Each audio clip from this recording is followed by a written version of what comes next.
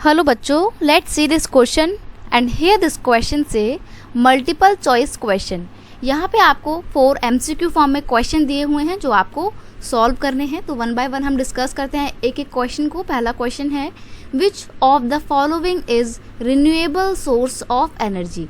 इसमें से कौन सा रिन्यूएबल सोर्स ऑफ एनर्जी है। रिन्यूएबल सोर्स ऑफ एनर्जी क्या होते हैं, पहले आपको ये जानना बहुत ज़रूरी है। Renewable source of energy means those sources that are sustainable and endless, यानी कि ऐसे रिसोर्सेज जो कभी ख़त्म नहीं होंगे और हम उनको बार बार रीयूज़ भी कर सकते हैं, और ये अनएंडिंग सोर्स ऑफ एनर्जी हैं।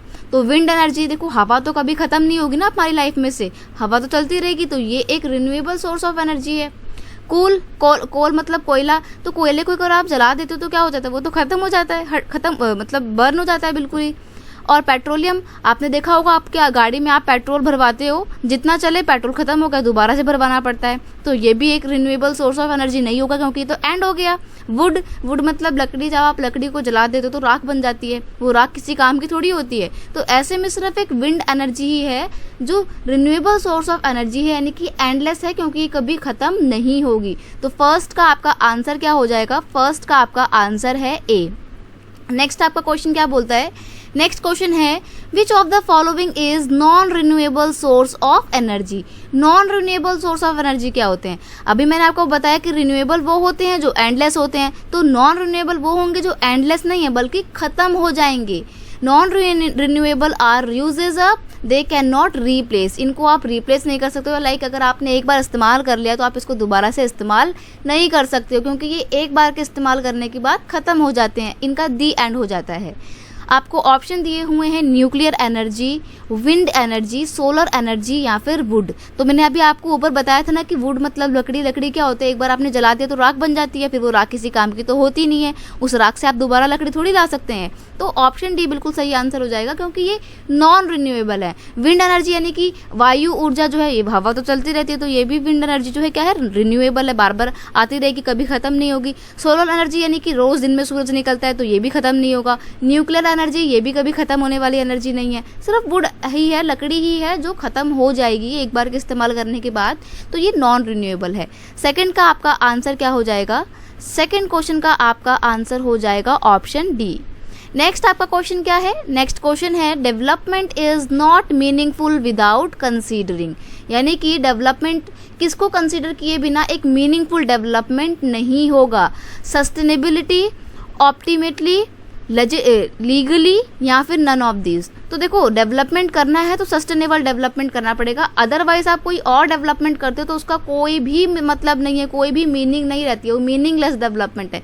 क्योंकि सस्टेनेबल डेवलपमेंट में क्या होता है कि आप डेवलपमेंट तो कर रहे हो लेकिन अपनी आने वाली फ्यूचर जनरेशन को ध्यान में रखते हुए रिसोर्सेज का इस्तेमाल कर रहे हो, यानी कि आप रेकलेसली बिना किसी प्लानिंग के सिर्फ आप रिसोर्सेज को यूज़ करे जा रहे हो, ओवर यूज़ कर रहे हो, तो वो आने वाली जनरेशन के लिए ख़त्म हो जाएंगे। तो ये एक सस्टेनेबल डेवलपमेंट नहीं होगा।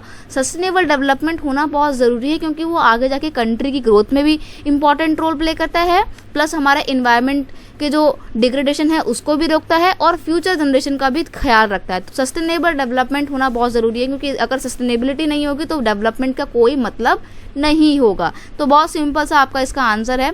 थर्ड क्वेश्चन का क्या आंसर हो जाएगा आपका, इसमें कोई एक्सप्लेनेशन देने की ज़रूरत नहीं है, सिंपल सा है, थर्ड का ए। नेक्स्ट आपका क्वेश्चन क्या है, नेक्स्ट क्वेश्चन बोलता है, which of the following statement define the sustainable development. Sustainable development क्या है, देखो यहाँ पर डेफिनेशन आ जाएगी, तो इसलिए मैंने थर्ड क्वेश्चन का कुछ भी एक्सप्लेनेशन नहीं दी। सस्टेनेबल डेवलपमेंट क्या होता है, जो हमारी फ्यूचर जनरेशन को ध्यान में रखकर किया जाता है और इसमें हम नेचुरल रिसोर्सेज को किफ़ायती ढंग के साथ इस्तेमाल करते हैं ताकि वो ख़त्म ना हो जाएं।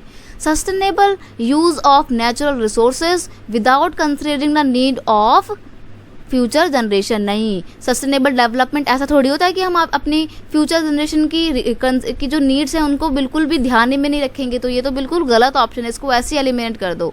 नेक्स्ट है, present generation fulfil it's need while considering the need of future generation, यानी कि प्रेजेंट जनरेशन जो है वो अपनी ज़रूरतों को पूरा कर रही है और ध्यान में रख रही है अपनी आने वाली जनरेशन की नीड्स को भी। तो ये बिल्कुल अप्रोप्रिएट आंसर आपका हो जाएगा। बाकी ऑप्शन सी पढ़ लेते हैं, it means utilization of natural resources by the past, present and future generation, यानी कि नेचुरल रिसोर्सेज को बहुत ही अच्छे से यूटिलाइज करना है हमारी पास्ट, प्रेजेंट और फ्यूचर जनरेशन के लिए, और to meet the need of the future generation even if the need of the present generation go unmet, यानी कि फ्यूचर जनरेशन का सिर्फ ध्यान रखना है, प्रेजेंट जनरेशन का कोई ध्यान नहीं रखना है भाई, भले ही उनकी प्रेजेंट जनरेशन की नीड पूरी हो या ना हो, लेकिन फ्यूचर जनरेशन के लिए बचा के रखना है। तो ये थोड़ी होगा कोई, आपको डेवलपमेंट ऐसे करना है कि प्रेजेंट जनरेशन का भी विकास होता रहे और आने वाली जनरेशन के लिए भी उनकी नीड्स के अकॉर्डिंग भी रिसोर्सेज बाकी के रह जाए। तो फोर्थ का आपका आंसर क्या सही हो जाएगा? फोर्थ का आंसर ऑप्शन बी बिल्कुल सही है, क्योंकि ये